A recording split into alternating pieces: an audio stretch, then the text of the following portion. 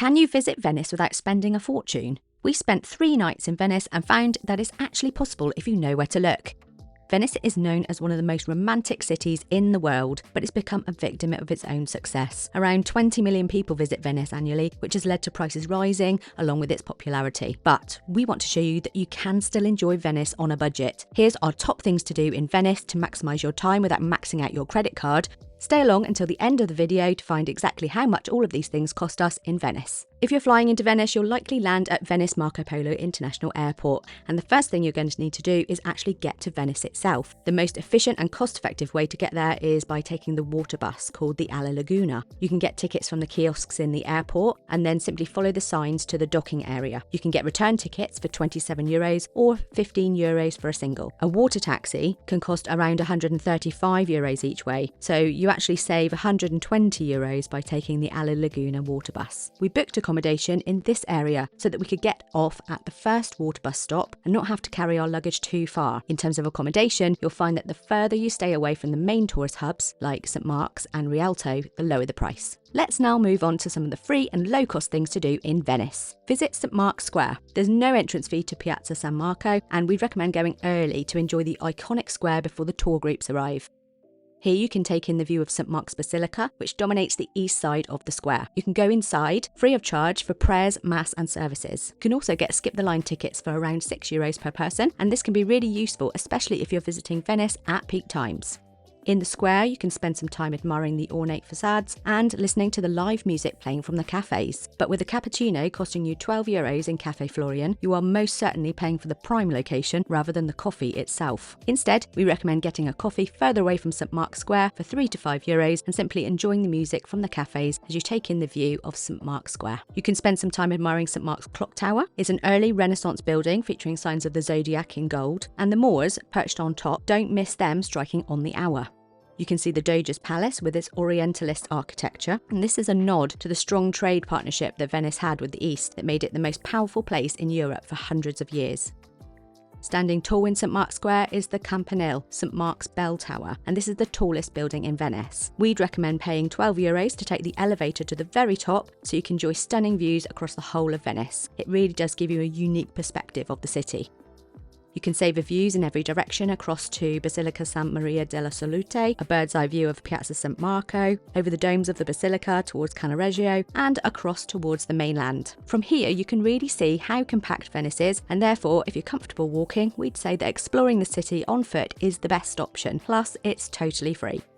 From St Mark's Square, you can walk to the waterfront, where you'll find plenty of gondolas. This is a perfect photo opportunity, but if you don't want to spend the €80 to take a ride in one of these, don't worry. We have a far cheaper option nearby that will allow you to take a gondola ride for just €2. Before doing this, we recommend turning left and making your way to the first bridge to catch a glimpse of the Bridge of Sighs. This famous bridge connects the Doge's Palace with the prison, and condemned prisoners would walk across this bridge and catch their last view of Venice before being locked up.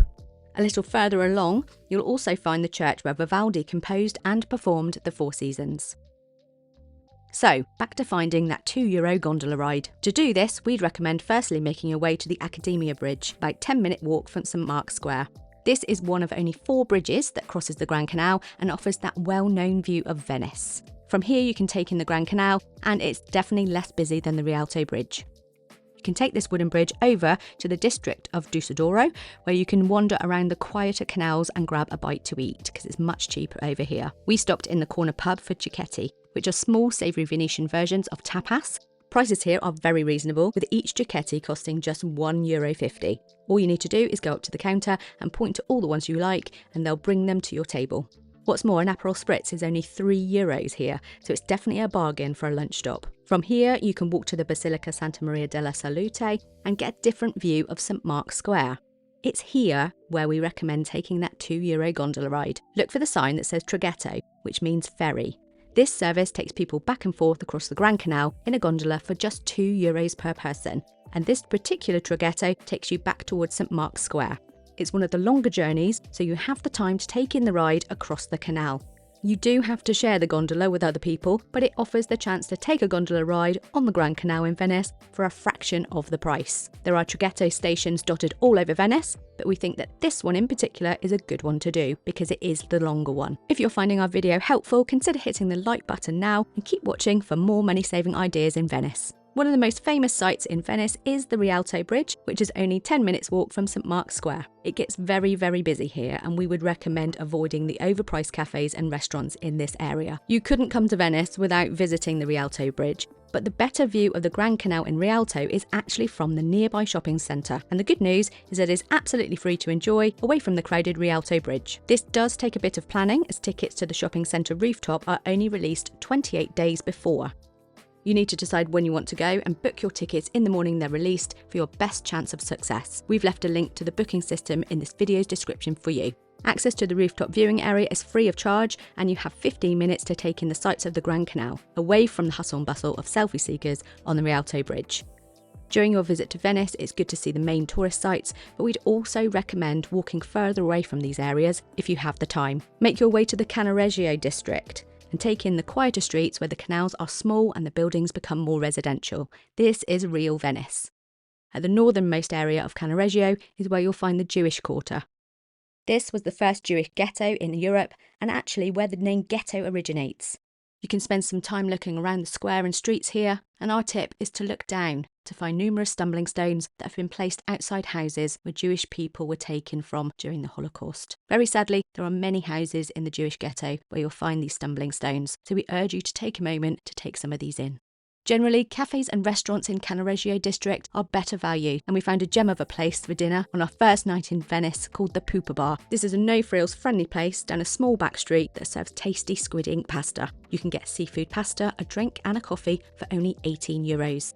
Another thing you can do in Cannaregio district is take a boat trip to one of the other islands in the lagoon. We decided to visit the colourful island of Burano, which is a 40-minute boat ride from Fondamente Nove near where we were staying. Our return tickets cost €19 each, and we managed to get an outside seat at the back of the boat to get some great views as we left Venice behind. You can pay more for a ticket to visit some of the other islands too, like Murano, which is famous for glass blowing, but we decided to head straight to Burano to wander the pretty canals and admire the brightly painted houses. You can easily spend a couple of hours here, and it was certainly quieter than we expected during our visit. Although getting to Burano is relatively cheap, don't be fooled that this island is budget friendly. Some of the lace and linen clothes shops were incredibly expensive, so window shopping and strolling around the canals are the safest activities if you're watching your money. We settled for a coffee and a leisurely stroll to see the whole island. You can't help just feeling cheerful looking at the colourful houses here. So, how much did these things cost us in Venice? Let's start with the free things we did in Venice. You don't have to pay a penny to do the following things. Visit St Mark's Square, the Bridge of Sighs, take in the Grand Canal views from the Accademia Bridge and the Rialto Bridge, enjoy free access to the shopping centre rooftop for the best views of the Grand Canal, visit Vivaldi's church, admire Basilica Santa Maria della Salute, visit the Jewish ghetto, and get lost in the tiny streets and canals of Venice. Food in Venice doesn't have to be expensive if you dine away from the tourist hotspots, and that is a huge tip. Our lunch in the corner pub with drinks, cicchetti and toasted sandwich came to a total of €17. Our dinner in the Pupa Bar with pasta, drinks and coffee was only €36 for two of us. Three things we definitely thought were worth paying for in Venice were our skip-the-line tickets to the Bell Tower in St Mark's Square, which cost us €24 for the both of us, our boat trip to Burano costing €38 for two people, and finally our traghetto gondola ride for only €2 each, making a grand total of €119. So what do you think? Have you got any money saving tips for Venice? We'd love you to share them in the comments, and as always, if you have any questions about visiting Venice, feel free to ask us and we'll do our best to help. We love visiting Italy, and you can find more helpful videos on our channel. Why not start with this video?